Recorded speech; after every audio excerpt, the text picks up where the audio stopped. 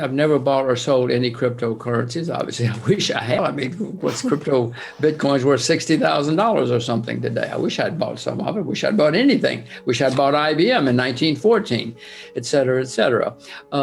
I doubt it, because historically, if Bitcoin or cryptocurrencies become successful, most governments will outlaw it because they don't want to lose their monopoly. Every government in the world is working on computer money now, including the US. The Chinese are there already.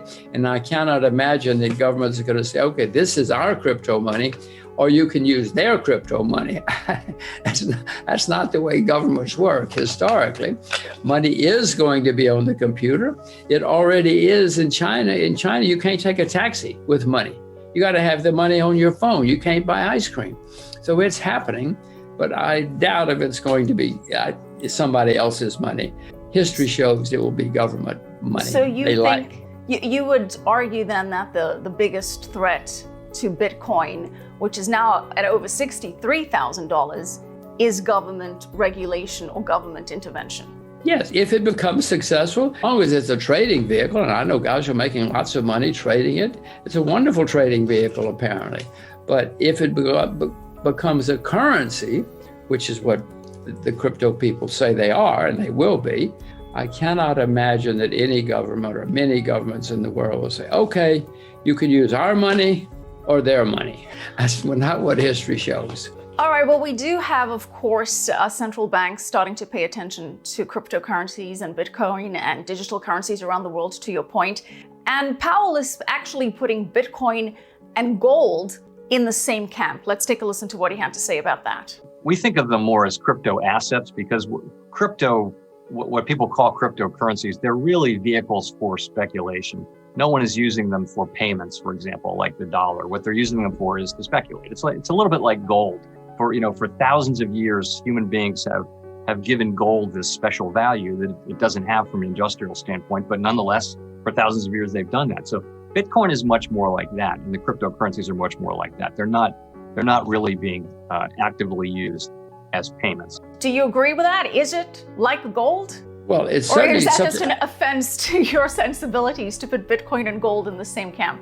No, of course not. Anything that the world wants to use is fine with me.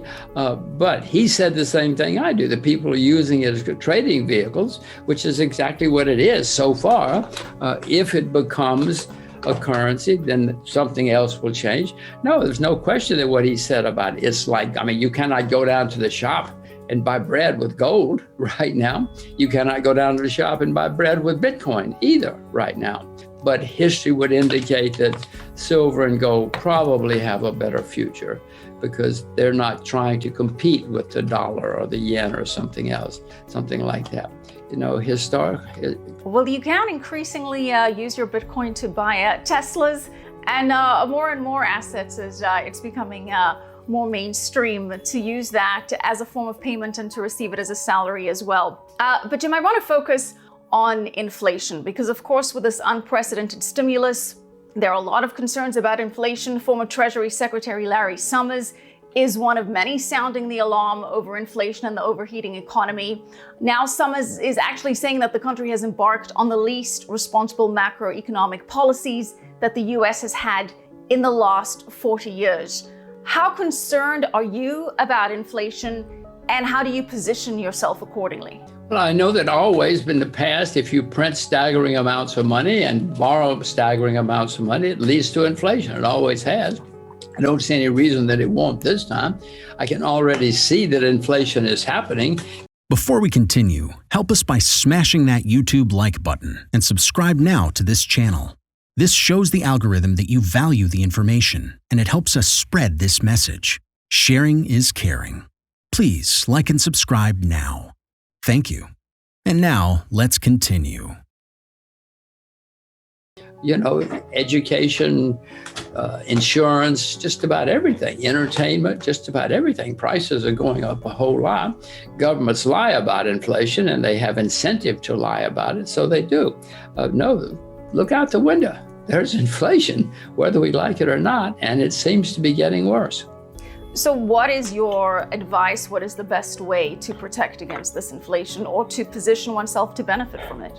Well, my way is to buy commodity indexes because by definition, if cotton goes up, if copper goes up, that's inflation. And if you own the commodity indexes, you are participating, you're part of it.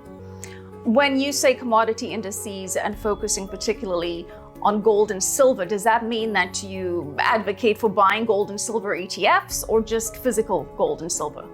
Well, I have some of both, but there's some commodity indexes that I came up with. They're listed on the New York Stock Exchange. One is RJA, which is the Rogers Agricultural Index. It's a basket of 20 or so commodities. That's what I meant by, I'm talking about real commodities. You can also buy the metals indexes, the agricultural indexes, the energy indexes. That's my way of play.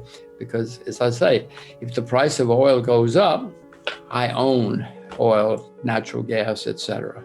All right, so Jim, much of the concern is like we have all of these fundamentals that would indicate that gold should go higher, but yet it's not. Why do you think we're not seeing that yet? Michelle, I'm confused as to what you're talking about. Ask Kitco. They'll tell you gold is up a lot in the last 2 years. But, you kidding me? Silver's up a lot in the last couple of years. Not in the last few months. No, everything has corrections and reactions. Listen, don't ask me, you should ask Kitco. But what I see is the price of gold and silver went up a lot in the last, 19 months, 20 months. They're having a correction at the moment. I hope I'm smart enough to buy more sometimes during this correction. All right, so Jim, a lot of the flow into commodities across the board is, as we discussed, linked to expectations of inflation. But what happens if somehow it turns out that the Fed does actually know what it's doing and somehow it does manage to keep the inflation at bay and it is indeed just a transitory spike, as Powell is saying it will be? What happens in the scenario where the structural deflationary forces prevail and you actually don't get this major upswing or an overshoot in inflation? What does that mean for all of the speculative investments and money flowing into commodities? Well, obviously, you should sell your silver. You should sell your gold. If what you just said comes true, then by all means, sell it all. Sell cotton, sell copper, sell everything. Maybe that's what's going to happen. But I do also see supply and demand is changing in commodities. The supply is certainly not booming like it did a few years ago. And supply is going down. Demand seems to be going up as economies get stronger and stronger and as more and more money is printed. So for you, it's not just inflation that's driving a potential commodity supercycle. It's based on real fundamentals of supply and demand. Oh, no, you cannot have any bull market without supply and demand being out of balance, no matter what it is, whether it's Amazon or lead. You got to have supply and demand out of balance to have a bull market. What to do in such a situation? Inform yourself and keep your financial education strong. We from the Compact Group offer our loyal subscribers a free educational portal with first-hand monetary, financial, and economic knowledge. Enter our invite-only Insider Club by clicking the link below. You will get access to first-class information far earlier than the rest. We have prepared a special deal for all our members where you can access a giant pool of Robert Kiyosaki's financial wisdom for just $1. To find out more, simply click the link below and join our Insider Club absolutely free. But there is more you can and should do. Build up several streams of income.